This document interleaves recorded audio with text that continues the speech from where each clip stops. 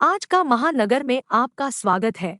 वर्ष 2002 के गुजरात दंगों के दौरान गुजरात की रहने वाली बिल्किस बानो के साथ रेप करने की घटना सामने आई थी, जिसमें कुल 11 लोगों को कोर्ट ने जेल भेजा था, जिसके कुछ साल बाद उनका स्वभाव संस्कारी है बोलकर रिहा कर दिया गया था। पर अब फिर से बिल्किस बानो केस में सुप्रीम कोर्ट ने आज फैसला सुनाते हुए गुजरात सरकार के फैसले को पलट दिया और 11 दोषियों की रिहाई को निरस्त कर दिया है। कुछ दिन पहले उस वक्त इन आरोपियों को संस्कारी भी बताया जा रहा था, मगर अब एक बार फिर सुप्रीम कोर्ट ने इन 11 दोषियों को सरेंडर करने का आदेश दिया है, जहां से ये 11 दोषी दोबारा जेल भेजे जाएंगे। बिल्किस बानो रेप केस को लेकर एमआईएम पार्टी के सुप्रीमो असदुद्दीन ओवैसी ने भी कुछ बातें रखी है, वो हम आपको सुना रहे हैं। सर, आज बिल्किस बानो के ताल्लुक से लेकर के जो सुप्रीम कोर्ट में बयान आया है, उन्होंने रिविजन को गलत बताया है और जहां पे ट्रायल हुआ है उसी सरकार को जो है देने का हक है, तो इस पूरे मामले को आप कैसे देखते हैं? आप तमाम लोग जानते हैं, मुल्क जानता है, मैं शुरू से ये कह रहा था कि बिल्किस बानो के रेप में उनकी बेटी की, उनकी माँ की और दूसरे महिलाओं के रेप और हत्या में उस वक्त की बीजेपी की सरकार, जब मुख्यमंत्री नरेंद्र मोदी थे, उन्होंने उन खातियों का साथ दिया था, उन रेपिस्ट का साथ दिया था। बिल्किस बानो का रेप हुआ, उनकी मासूम बच्ची का कत्ल हुआ और बिल्किस बानो ने ये लड़ाई खुद से लड़ी इंसाफ के लिए, अपने इंसाफ के लिए।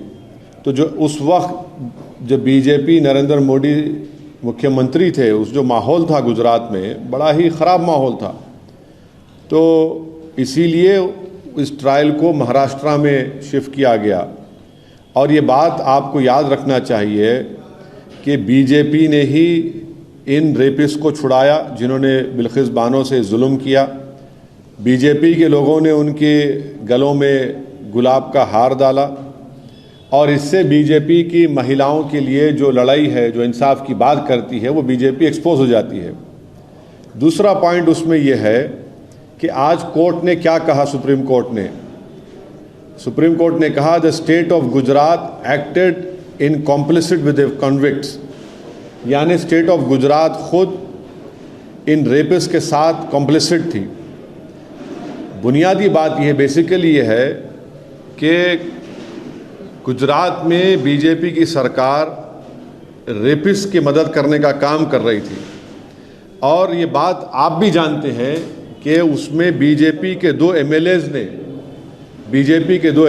ने ये एंडोर्स किया कि इन रेपिस्ट को छोड़ दिया जाए और एक बीजेपी के एमएलए ने उनको संस्कारी भी कहा था।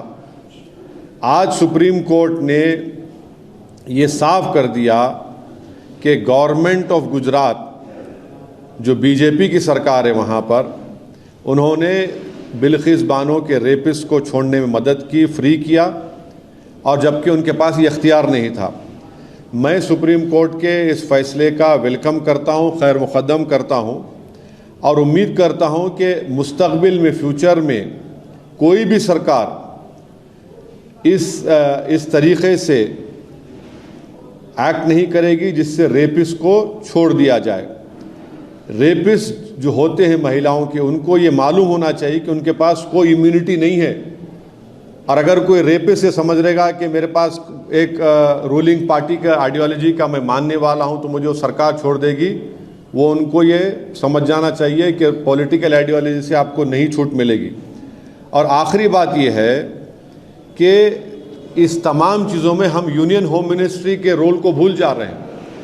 यूनियन होम मिनिस्ट्री के आज जो वज़ीर हैं जनाब अमित शाह, उन्होंने अप्रूवल दिया था इनका रिमिशन और प्रीमेच्योर रिलीज़ के लिए, और एक जुलाई 11, 2022 का लेटर है यूनियन होम मिनिस्ट्री का।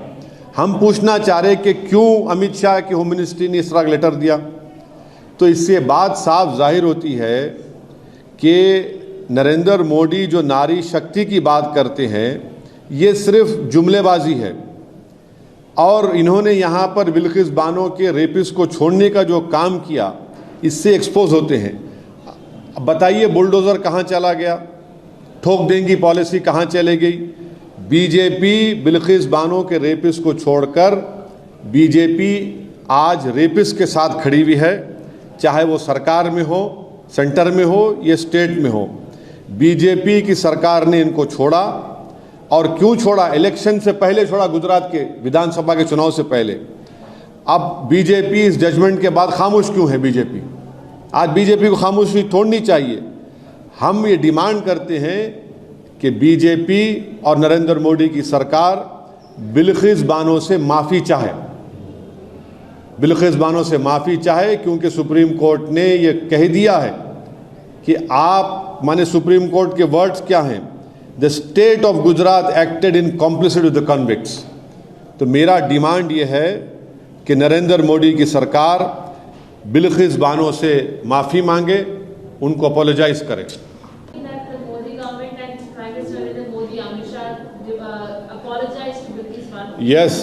Yes, because it is the BJP. This incident happened when Mr. Narendra Modi was the Chief Minister of Gujarat, and the environment was so communally poisonous that this whole trial for Bilkis Bano to get justice, the trial was shifted to Maharashtra. And what we know is that now, after today's Supreme Court order, when the Honorable Supreme Court said that the state of Gujarat acted in complicity with the convicts, the environment was very bad in Gujarat at that time. And please see that it was the two BJP MLAs who endorsed the release of these rapists. And one of the BJP MLA called this rapist as sanskari. Now today the Honorable Supreme Court had held that the government of Gujarat deliberately helped this rapist to get free, and it did not have the power to do so.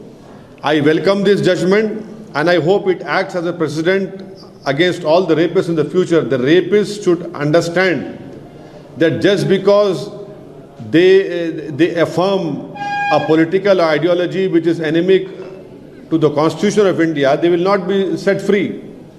And the last important point is that the Union Home Ministry approved the remission and the premature release of these convicts through a letter dated July 11, 2022. It is very clear that when Sri Narendra Modi talks about Nari Shakti, it's just a hollow claim. It has no relevance on the ground, because it is they who are now standing with this, with the rapist of Bilkis Bano. So the BJP government in the state of Gujarat and the BJP government in the center both have helped in releasing these rapists of Bilkis Bano, the killers of her mother and her other four women. That is why I demand that the BJP government in Gujarat and the BJP government in center, headed by Shri Narendra Modi, our Prime Minister, they should speak up and apologize to Bilkis Bano. This is the minimum that can be done by the BJP. Sir, अभी क्या इनको जो भी rapist है उनको फिर से पकड़ा जाए तुरंत, और बिल्किस को रिहैबिलिटेशन पे क्या क्या कदम उठाना चाहिए? देखिए, अभी तो सुप्रीम कोर्ट ने कह दिया कि उनका रेमिशन गलत है, तो उनको वापस जेल जाना पड़ेगा। अभी ये है, बिल्किस बानो को इंसाफ नहीं मिला था, इसलिए गुजरात से वो महाराष्ट्र गई, महाराष्ट्र में इनको सज़ा हुई, और फिर गुजरात की सरकार ने इनको रिमिशन दिया। तो मिनिमम कर्टसी ये डिमांड करती है कि बीजेपी की सरकार गुजरात की और हमारे वतन अजीज़ की जो सरकार, जिसके वज़ीर आज़म जनाब नरेंद्र मोदी है, वो बिल्किस बानो से माफ़ी मांगे। Sir, the SC also made an observation that said that the Gujarat government had usurped the power of Maharashtra government by deciding the remission plea, which doesn't even follow. Gujarat government had usurped the power of Maharashtra government by deciding the remission plea of convicts in the Bilkis Bano case, as the Maharashtra government has the jurisdiction to decide remission. But the fact that Gujarat government did the remission instead of Maharashtra, do you think it's for the elections? Well, you see, now let us not go into the complete details. I have also read it on Live Law and Bar and Bench what you have just said. But the gist of the whole thing is what I have just told you.